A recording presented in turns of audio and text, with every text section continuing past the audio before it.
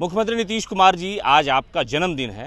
इस शुभ अवसर पर कम से कम मुसलमानों के साथ, अल्पसंख्यकों के साथ, उर्दू के साथ इंसाफ तो कर दीजिए। इसलिए कि ये लोग दर दर भटक रहे हैं और ये लोग आपके दरवाजे पर आकर के, आपके नेताओं के दरवाजे पर आकर के, आपके मंत्रियों के दरवाजे पर आकर के इंसाफ की गुहार लगा रहे हैं।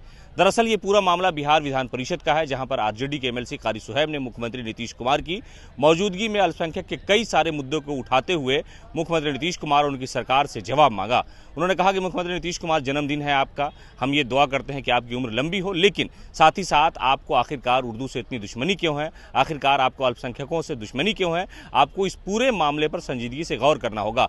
उर्दू टीचर की बहाली हो या उर्दू अनुवादक की नियुक्ति हो, या ये कि जो सरस्वती पूजा के दौरान, मूर्ति विसर्जन के दौरान दो समुदाय के बीच में आपस में दरभंगा के तारसराय मुरिया हो, चंपारण हो, कई जगहों पर जो विवाद खड़ा हुआ, उसके बाद पुलिस की जो कार्रवाई हुई, घरों में घुस करके लोगों को मारा गया, पुलिस ने जो ज्यादती की, इस पूरे मामले को लेकर के कारी सुहैब ने बहुत ही बुलंद आवाज में सरकार के सामने मांग रखी कि इस पूरे मामले की जांच कराई जाए। साथ ही साथ जो मदरसा एजुकेशन बोर्ड में नियुक्ति का मामला है, वो काफी समय से लंबित है। इस मामले पर भी मुख्यमंत्री नीतीश कुमार और उनकी सरकार से उन्होंने जवाब मांगा कि आखिरकार क्यों इस तरह का जो व्यवस्था है उसे बर्बाद किया जा रहा है। क्या आप नहीं चाहते हैं कि माइनॉरिटी के जो अल्पसंख्यक समुदाय के बच्चे हैं वो पढ़े लिखे, उन्हें रोजगार के अवसर मिले, शिक्षकों की नियुक्ति हो जाए। बिहार में जहां हर जगह नियुक्ति हो रही है, ऐसे हालात में आखिरकार उर्दू वालों के साथ नाइंसाफी क्यों रही है। इस पूरे मामले पर कारी सुहैब ने मुख्यमंत्री नीतीश कुमार और सरकार से जवाब तलब किया है और इस दौरान विजय कुमार चौधरी जब उठ करके खड़े हुए, वो जवाब देने लगे। इस पूरे मामले पर कारी सुहैब ने कहा कि आपके पास जानकारी नहीं, आप गोल गोल उल्टा उल्टा घुमा रहे हैं, जबकि हकीकत यह है कि जो सहायक उर्दू अनुवादक की नियुक्ति का मामला है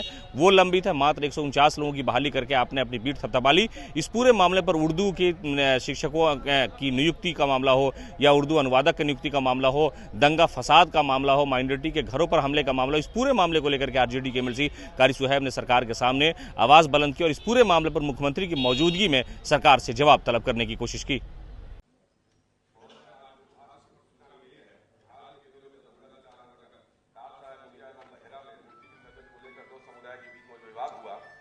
स्थानीय तारसराय मुड़िया ओपी प्रभारी एवं पुलिस के आला अधिकारियों का रवैया जानबूझकर किसी एक समुदाय के प्रति भेदभावपूर्ण देखा जा रहा है। एक समुदाय के घरों में घुसकर पुरुष पुलिस उनकी औरतों के साथ मारपीट, महिलाओं के कपड़े फाड़कर घरों में रखे महंगे महंगे सामान को तोड़-फोड़ कर उनकी इज्जत आबरू के साथ खिलवाड़ किया गया है। ये सारी खबरें मीडिया के माध्यम से भी लोगों के सामने आई है, जो अभी तक कोई कार्रवाई नहीं की जा रही है।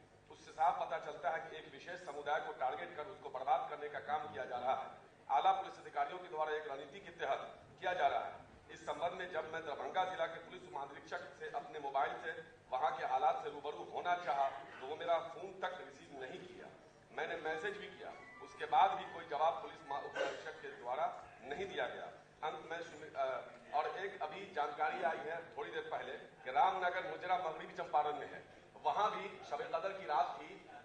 सारे लोग इबादत कर रहे थे मस्जिद में और कुछ असामाजिक तत्व लोग वहां एक बड़ी तादाद में पहुंचकर गाली गुफ्ता और गंदी गंदी गालियां दी गई।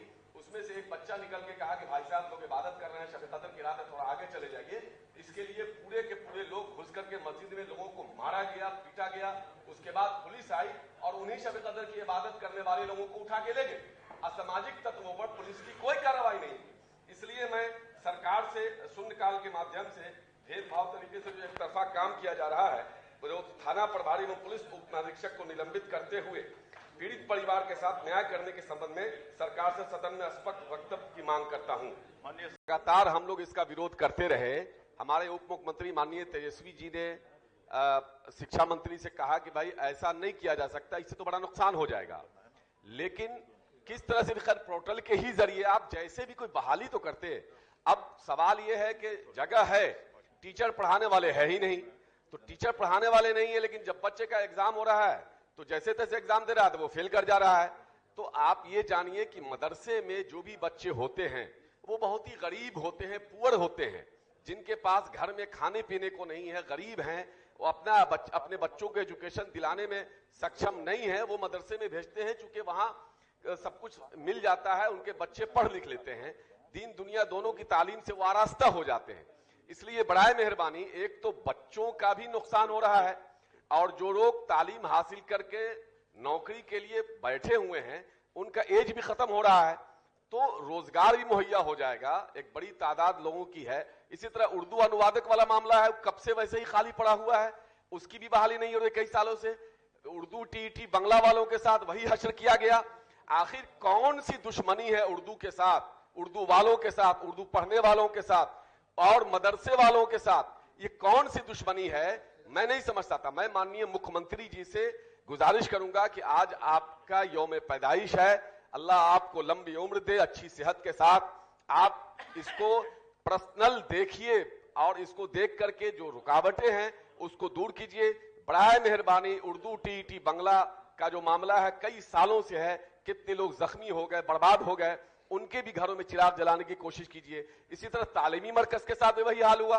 7 साल 8 साल जो लोग नौकरी कर लिया, आपने विज्ञापन निकाला, उस विज्ञापन के जरिए उसकी बहाली हुई, 7 साल 8 साल उसने नौकरी भी किया, उसके बाद आपने उसको निकाल दिया कि भाई अपर कास्ट के हैं इसलिए आपकी नहीं हो सकती। तो भाई जिसने विज्ञापन निकाला, सरकार ने निकाला, तो सरकार जो अधिकारी विज्ञापन निकाला और बहाली किया, सजा उसको दीजिएगा, जो बहाल हुआ सजा उसको दीजिएगा। बराए मेहरबानी इसको